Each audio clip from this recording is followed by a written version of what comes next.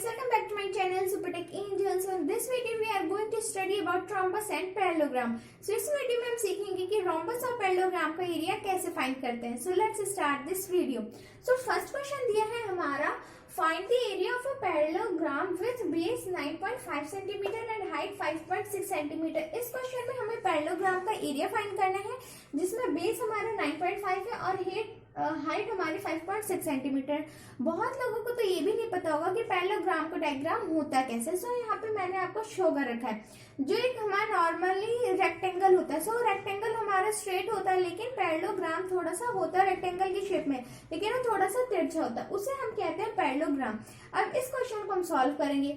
So solution, इस question में हमें बेस एंड हाइट गिवन है, एरिया निकालना है. सो बेस हमारा 9.5 सेंटीमीटर का और हाइट, बहुत लोग कंफ्यूज होके हाइट इसको मान लेते हैं, लेकिन ये हाइट नहीं होती. हाइट होती है यहाँ से यहाँ का डिस्टेंस, जैसे D से लेके यहाँ पे हम इसको x ले लेते हैं.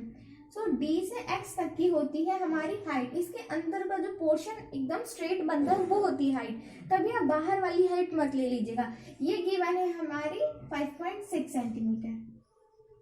अब हम इस क्वेश्चन को सॉल्व करेंगे. सो यहाँ पे स्टेटमेंट होगी base of parallelogram.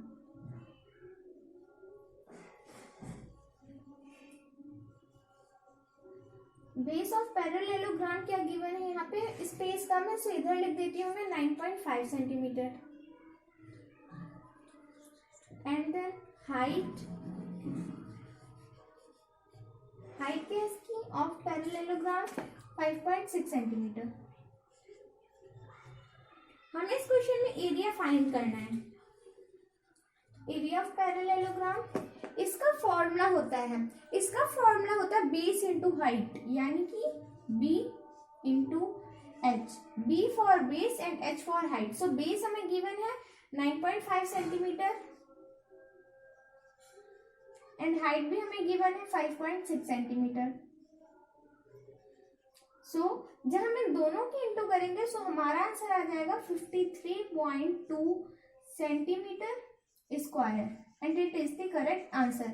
I hope ये क्वेश्चन आपको समझ आ गया होगा. ये बहुत इजी क्वेश्चन था पैरेललोग्राम का एरिया फाइंड करने के लिए. सो अब मैं आपको दिखाऊंगी कि रोम्बस का एरिया आप कैसे फाइंड कर सकते हैं. नेक्स्ट क्वेश्चन दिया गया हमारा, find the area of a rhombus with side 8.5 centimetre and altitude 5 centimetre. अब मैं आपको बता दूं कि रोम्बस का फिगर कैसे होता है. आपने एक स्क्वायर देखा होगा ना, देखा ही होगा सबने. सो एक स्क्वायर को अगर हम थोड़ा बेंड करें यानी कि तिरछा करें तो हमारे रोम्बस की फिगर आ जाती है. स्क्वायर में सारी साइड्स इक्वल होती हैं, सो रोम्बस में भी सारी साइड्स इक्वल होती हैं. अब यहाँ पे हम इस जैसा क्वेश्चन में है वैसे हम सारी चीजें यहाँ पे पुट कर लेंगे. सो साइड 8.5 सेंटीमीटर है, तो मैं यहाँ लिख देती हूँ 8.5 सेंटीमीटर. साइड है तो सारी साइड्स इक्वल होती है, आप यहाँ कहीं भी लिख सकते हैं. अब हम लिखेंगे यहाँ पे एल्टीट्यूड. आपको कभी एल्टीट्यूड और हाइट में कंफ्यूज नहीं होना है, क्योंकि एल्टीट्यूड और हाइट सेम ही होती है. हाइट को हम एल्टीट्यूड भी कह सकते हैं ऐसे क्वेश्चंस में. सो यहाँ पे 5 सेंटीमीटर हमारी एल्टीट्यूड है. सो मैंने जैसे आपको प्रीवियस क्वेश्चन में बताया था, ये हमारी हाइट होती है ना कि ये होती है. तो ये कितनी गिवन है, 5 सेंटीमीटर गिवन है. और इसका भी हम कोई नाम लेट कर लेते हैं. मैं इसका नाम m लेट कर लेती हूँ. ठीक है. अब हमें इस क्वेश्चन को सॉल्व करना है. सो उसके लिए पहले हम यहाँ लिखेंगे साइड ऑफ रोम्बस.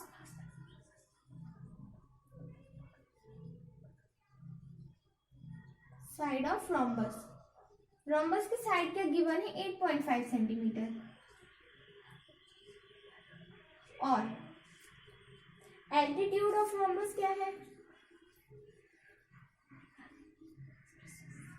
एल्टीट्यूड है रोम्बस का 5 सेंटीमीटर. एरिया हमें फाइंड करना है, एरिया ऑफ रोम्बस. तो एरिया ऑफ रोम्बस के लिए हमारा सेम फॉर्मूला लगेगा, चाहे वो पैरेललोग्राम हो या रोम्बस. अगर हमें एरिया फाइंड करना है तो हमारा फॉर्मूला बेस इंटू हाइट का ही लगेगा. तो यहाँ भी आ जाएगा base into height. So base हमारा, हम इसे साइड भी कह सकते हैं, बेस भी कह सकते हैं. सो बेस है हमारा 8.5 सेंटीमीटर. इंटू हमारी जो हाइट है यानी एल्टीट्यूड है 5 सेंटीमीटर।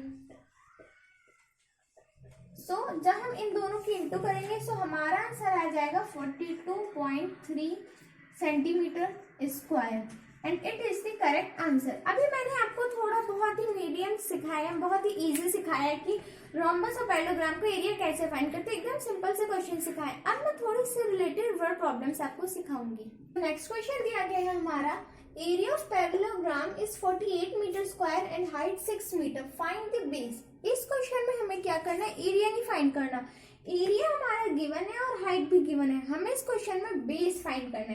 तो ये क्वेश्चन भी बहुत इजी, आपको देखने में डिफिकल्ट लग रहा होगा but it is very simple and easy. So पहले यहाँ पे हम मेंशन कर लेते हैं हाइट। हाइट दी गई है हमारी 6 मीटर, 6 मीटर है हमारी हाइट एंड एरिया हमारा 48 मीटर स्क्वायर का, हमें बेस फाइंड करना है। सो पहले हम यहाँ सिंपल स्टेटमेंट लिखेंगे, एरिया ऑफ पैरेललोग्राम।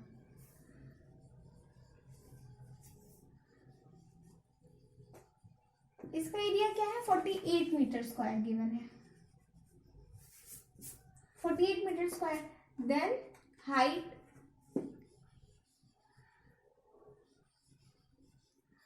जो हमारी हाइट है वो है, ये हाइट हमारी है पैरेललोग्राम की 6 metre.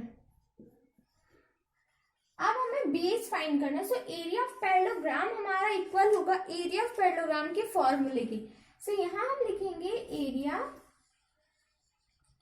Of parallelogram is equal to B into H, यानी कि बेस इंटू हाइट के इक्वल है हमारा area of parallelogram.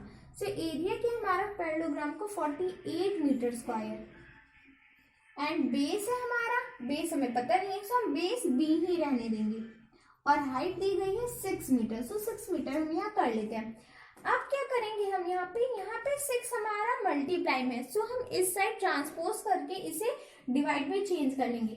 So 48/6 equals to be, यहाँ पे सिर्फ हमारा बी रह गया। सो इसको हम जब कैंसिल आउट करेंगे सो 6 8 जा 48। सो यहाँ पे हमारा 8 मीटर आ गया हमारा base and it is the correct answer. I hope ये क्वेश्चन आपको समझ आ गया होगा कि जब भी बेस फाइंड करनी हो या फिर हाइट फाइंड करनी हो। अगर आपको कहीं हाइट फाइंड करनी है तो यहाँ पे आपने बी ऐसे जैसा एज इट इज सेम रहने दें, यहाँ पे आप बेस मेंशन होगी तो बेस कर लीजिएगा और हाइट सेम रहने दीजिएगा। तो इस तरीके से हम पैरेललोग्राम की हाइट या फिर बेस फाइंड आउट कर सकते हैं। अब मैं आपको दिखाऊंगी कि रोम्बस का कोई भी वर्ड प्रॉब्लम कैसे सॉल्व करेंगे। तो नेक्स्ट क्वेश्चन दिया गया है हमें, the area of rhombus is 48 metre square if one of its diagonal is 16 metre, find the length of the other diagonal. ये क्वेश्चन हमारा थोड़ा सा अलग है। इस क्वेश्चन में है कि जो हमारा एरिया ऑफ रोम्बस है वो हमें गिवन है 48 मीटर स्क्वायर और उसमें 2 डायगोनल लाइंस बनी है, ठीक है। सो जो डी और बी है वो डायगोनल लाइन का जो हमें लेंथ है वो गिवन है 16 मीटर। यहाँ मैं मीटर भी लिख देती हूँ जिससे आप समझ जाए।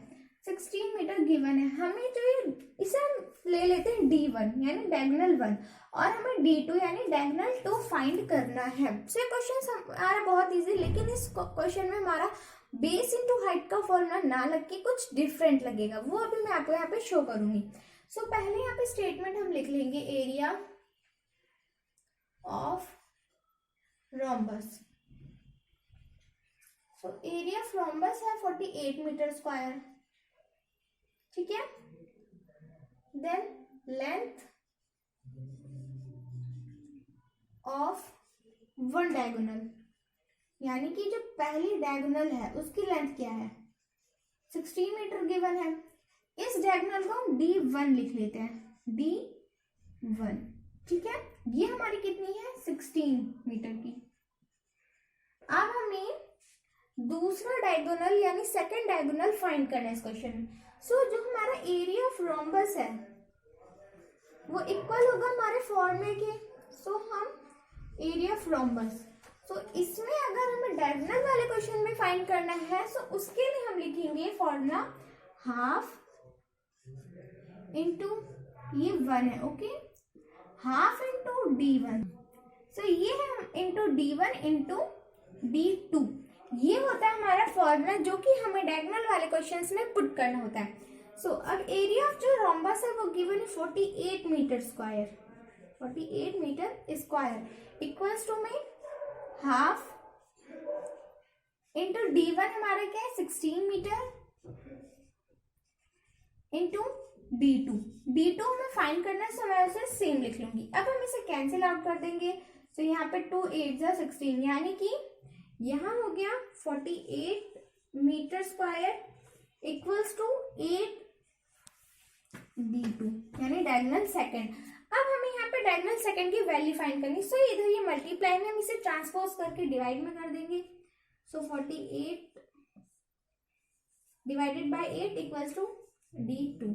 अब हम इसे कैंसिल आउट करेंगे, सो 6 टाइम्स में कैंसिल आउट हो जाएगा, यानी कि यह मैं आपको शो कर देती हूँ 6 हो गया हमारा D2, यानी डायगोनल 2 का जो वो थी लेंथ वो आ गई हमारी 6 मीटर। यहाँ मैं मीटर भी लिख देती हूँ। आई होप ये वीडियो आपको समझ आ गई होगा, कॉन्सेप्ट भी आपको इजिली क्लियर हो गया होगा। So part 4 is coming soon, please like share and subscribe. Bye bye.